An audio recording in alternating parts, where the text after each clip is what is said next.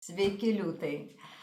Šią savaitę galite pradėti naują veiklą ir jeigu esate susiplanavę iš anksčiau ir galvojate, kad tikrai jau atėjo metas, tai startuokite, kadangi tikrai atėjo metas, nes nuo rytoj.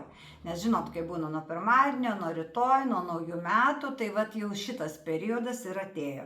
Taigi šitą savaitę, priešpilnio ir pilnaties savaitę, jums atneš labai daug gerų dalykų jūsų veikloje.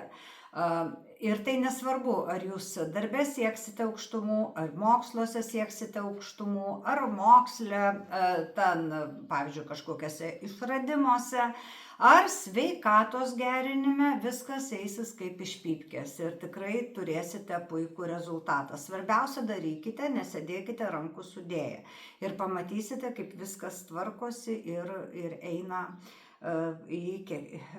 viskas stojasi į savo vėžes. Emocinis fonas bus labai neblogas ir galite net jaustis pakylėti, nesvarbu, kas vyksta su jumis, vis tiek nuotaika bus puiki ir matysite perspektyvą, džiaugsitės gyvenimu ir tom ilgom dienom ir trumpom naktim. Matyt, Lietuvoje, taip tikimės, bus daugiau saulės.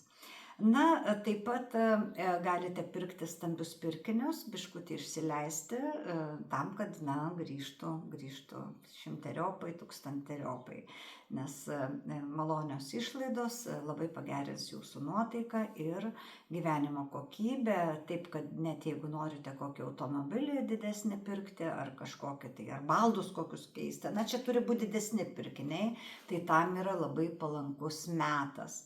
Ir kartais manęs klausia, o didelis pirkinys skaitosi ar ne? Kažkoks kelionė, kažkokia ar kruizas, ar kažkoks kelialapis į viską įskaičiuota. Tai, aš manau, kad taip, tai yra didelis pirkinys, nes tai yra pakankamai brangu ir, aš juos irgi priskaičiuoju prie tokių malonių didelių pirkinių. Taigi, brangieji, neužmirškite mūsų palaikyti, spauskite patinka ir mus prenumeruokite ir iki kitos savaitės, liūtai. Ate.